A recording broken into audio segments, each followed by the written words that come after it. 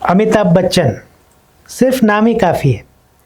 અમિતાભ બચ્ચનને જોઈ જોઈને અમારી આખી પેઢી મોટી થઈ અને દેશ વિદેશમાં ભારતીય ફિલ્મોને આગળ લઈ જવામાં અમિતાભ બચ્ચનનું એનું પ્રદાન ખૂબ મોટું છે।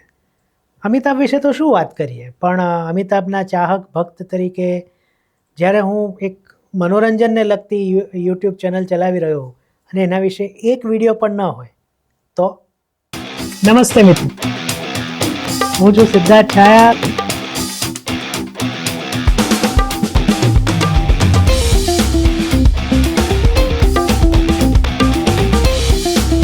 તો સ્વાગત છે તમારું સિટ ટોક્સમાં।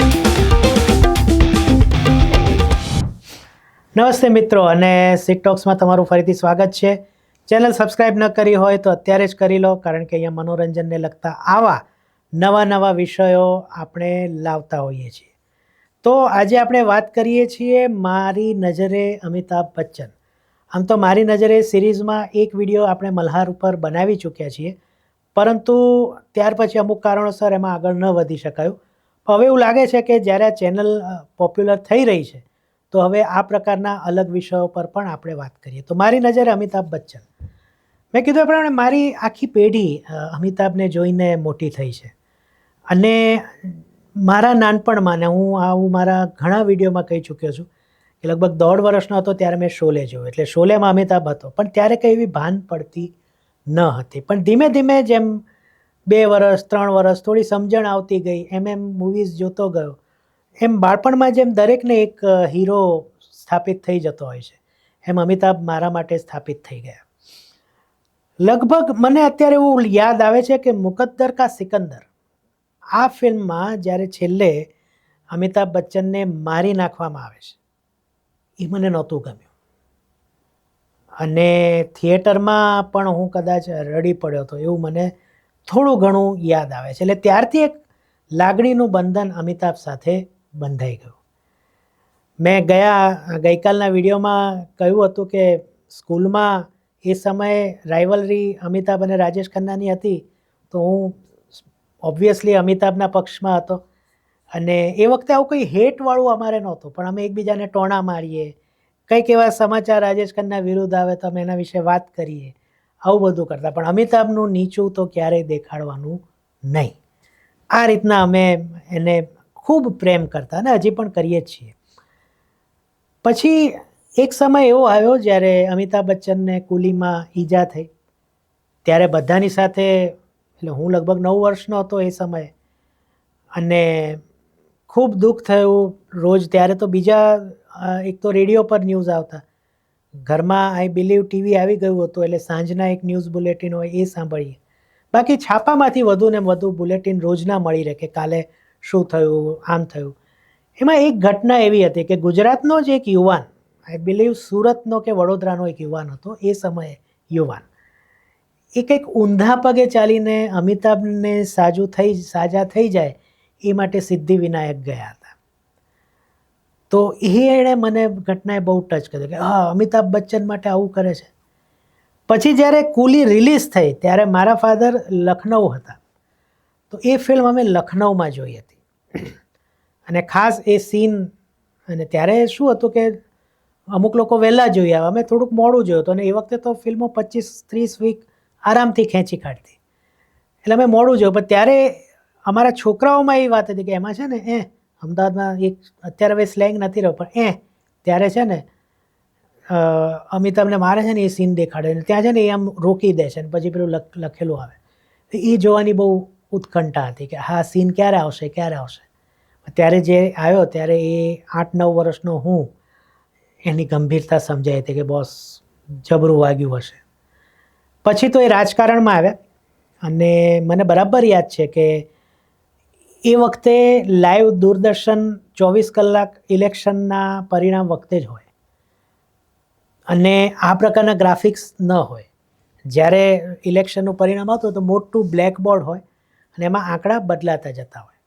એમાં બ્રેકિંગ ન્યૂઝ, ત્યારે બ્રેકિંગ ન્યૂઝ નહીં પણ અભી સમાચાર આએ અલ્હાબાદથી, અથવા તો ઇલાહાબાદ જેમ અમિતાભ બોલે છે, ત્યાંથી અમિતાભ બચ્ચને હેમવતી નંદન બહુગુણા, જે બહુ મોટા નેતા હતા, એ યુપીના, એમને હરાવીને એ જીત્યા હતા.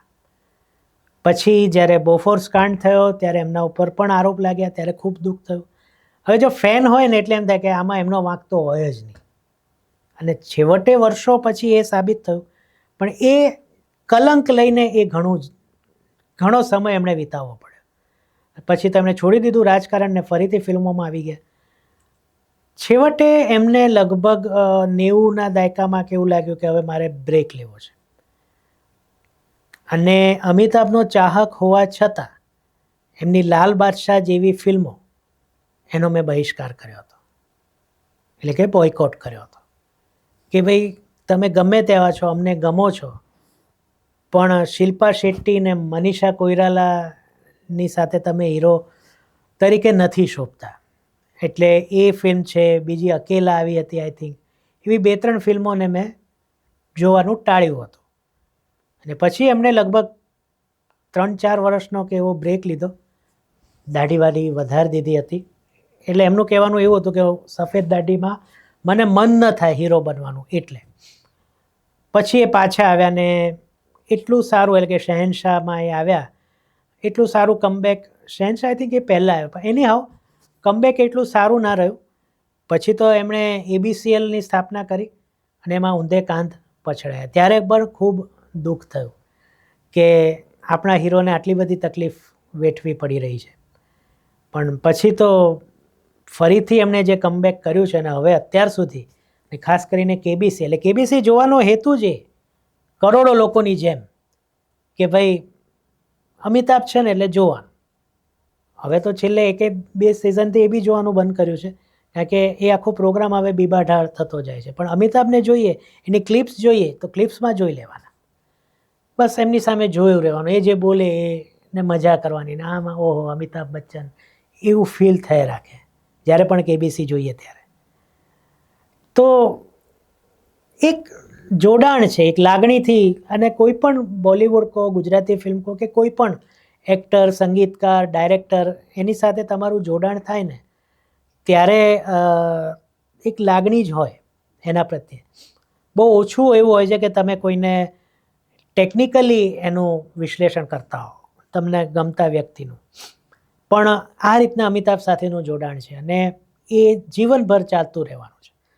લાઈફમાં અમિતાભ બચ્ચન છે, R.D. બર્મન છે, કિશોર કુમાર છે અને સુનિલ ગાવસ્કર છે. આ 4 પ્રત્યે એટલું અનહદ માન અને પ્રેમ છે કે જેની કોઈ સીમા નથી. અમિતાભની 5 ફિલ્મો જો હું કહું ને, જો મને ખૂબ ગમી હોય તો સ્પેશિયલ મેન્શન તરીકે હું કલ્કી કહી શકું.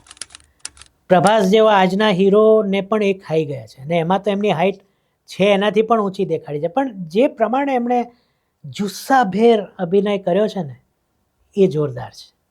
અને જે રીતના એ એમાં ફાઇટ કરે છે, એ તો એમ લાગે કે આ તો જૂના અમિતાભ પાછા આવી ગયા એમ.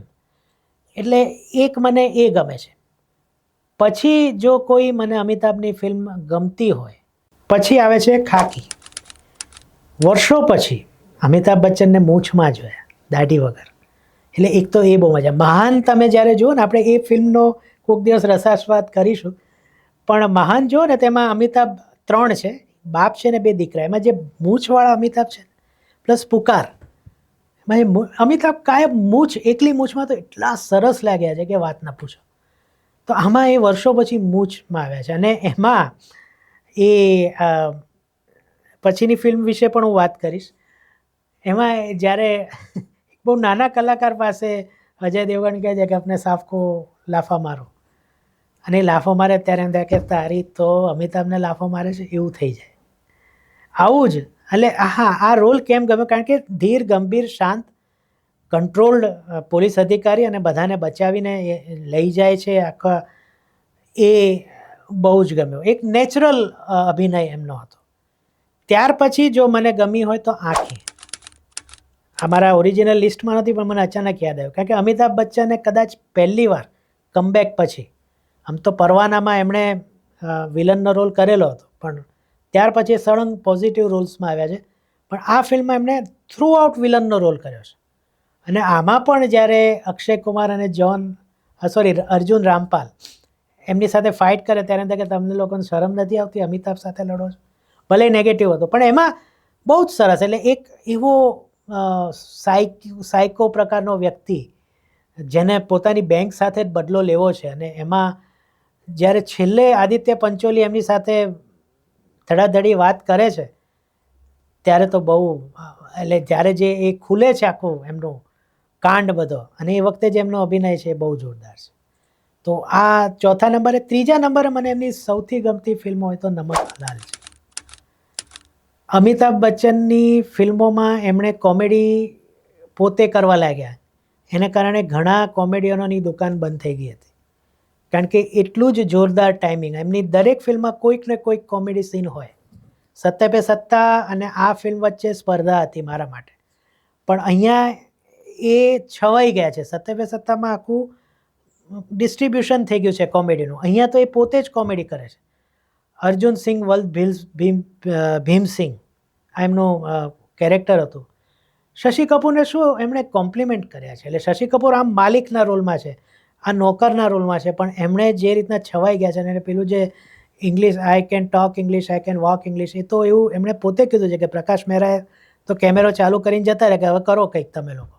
તો એમણે આખું આ ઊભું કરેલું હતું, અને એમાં આટલો સરસ એ નીકળીને આવ્યો સીન, એટલે એ તો બહુ જોરદાર વસ્તુ કરે. અને શું કોમેડી કરી છે એમાં સૌથી પહેલો સીન ને સૌથી છેલ્લો દદ્દુવાળો, એ તો અદ્ભુત છે. પછી બે ગંભીર ફિલ્મો ઉપર આવી એમની. જે બીજા નંબરે છે એ શક્તિ છે. દિલીપ કુમાર સામે બાથ ભીડવી એ કાચા પોચાનું કામ નથી, અને એવું કહેવામાં આવે છે, અને મેં વાંચ્યું છે કે પહેલાં એ રોલ માટે રાજ બબ્બરને નક્કી કરવામાં આવ્યા હતા. હવે દિલીપ કુમાર સામે રાજ બબ્બર હોય ને તો નેચરલી એ દિલીપ કુમાર એમને ખાઈ જાય, કોઈ સવાલ જ નથી. અહીંયા અમિતાભ બચ્ચન છે, અને જે ગંભીર કોઈ એ આઈ બિલીવ માંડ એક બે સ્માઇલના દ્રશ્યો છે, અને બાપ દીકરા વચ્ચેનું જે કન્ફ્રન્ટેશન છે, એક નાનકડી વાતમાં આખી વાત ફરી જાય છે, એ બહુ જોરદાર છે. આનો રસાસ્વાદ આપણે બહુ જલ્દીથી કરીશું આ ફિલ્મનો, કારણ કે મને આ બહુ જ ગમતી ફિલ્મોમાંથી એક છે. ભલે રમેશ સિપ્પીની ફિલ્મ હોવા છતાં ખાસ ચાલી નહીં, પણ એક કલ્ટ ક્લાસિક તરીકે આ ફિલ્મનું નામ છે. અને દિલીપ કુમાર અમિતાભ બચ્ચન જ્યારે પણ એક ફ્રેમમાં આવે છે ત્યારે એ જોતા જ રહીએ એવું લાગે છે. એનું એક ખાસ દ્રશ્ય છે, પણ એના વિશે આપણે રસાસ્વાદમાં વાત કરીશું, આજે નહીં. અને સૌથી વધુ મને જો ગમતી હોય અમિતાભની શ્રેષ્ઠ એક્ટિંગ મારી દ્રષ્ટિએ અત્યાર સુધીમાં, કદાચ એમની 40-50 વર્ષની કારકિર્દી થઈ ગઈ છે ઉપર, એનાથી વધુ, તો એ છે શરાબી. એક શરાબી એટલે આપણે પીધેલો માણસ આમથી આમ ફરે, આમ જાય, બોલવામાં ઠેકાણા ના હોય, એવું તો કોઈ પણ કરી શકે, પણ આમાં તો એને એક પ્રેમીનો પણ રોલ કરવાનો હતો. અગેન બાપ સામે સીધો કન્ફ્રન્ટેશનનો રોલ છે, તો એમાં એ ભટકે રાખે ને ગમે તેમ બોલે રાખે, એ તો થવાનું નહોતું.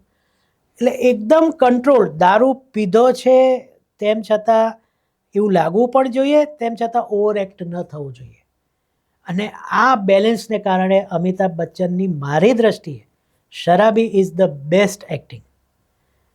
અને મુનશીજી સાથે, એટલે કે ઓમપ્રકાશ સાથેનું એમનું જે કોમ્બિનેશન છે એ બહુ જોરદાર છે. એમાં પણ કોમેડી છે એક બે સીન, બાકી ઓવરઓલ બહુ ગંભીર છે. અને ખાસ કરીને જે એમની બોલવાની એમણે એક સ્ટાઇલ પકડી છે કે મું છે હો તો નથુ લાલજી જૈસી હો, પ્લસ અરે ભાઈ, એવા એક બે જે એમના છે ને લટકા, એ ખૂબ મજા કરાવે છે. એટલે આ છે મારી 5+1 સ્પેશિયલ મેન્શન અમિતાભ બચ્ચનની ફિલ્મો જે મને ખૂબ ગમે છે, અને હું વારંવાર જોઉં છું. સત્તે પે સત્તા પણ છે જ, પણ સમહાવ એ આ લિસ્ટમાં ના આવી શકે. તો આ જ પ્રમાણે આપણે જુદા જુદા જે મારી દ્રષ્ટિએ મને ગમતા કલાકારો, મ્યુઝિક ડાયરેક્ટર્સ, બહુ સિનેમેટોગ્રાફીમાં ખબર નથી પડતી, કદાચ એની પણ વાત કરીશું. લિરિસિસ્ટ, બધાની વાત આપણે આ સિરીઝમાં કરીશું. આ સિરીઝ હવે જીવંત થઈ ગઈ છે. હિન્દી, ગુજરાતી બંને ફિલ્મોના કલાકારો વિશે આપણે આમાં વાત કરીશું. તો બસ આજનો એપિસોડ કેવો લાગ્યો એ નીચે કમેન્ટમાં કહેવાનું ભૂલતા નહીં. ફરીથી મળીએ, ત્યાં સુધી સિદ્ધાર્થ છાયાને આજ્ઞા આપો, અને તમને બધાને મારા તરફથી કાયમની જેમ આવજો.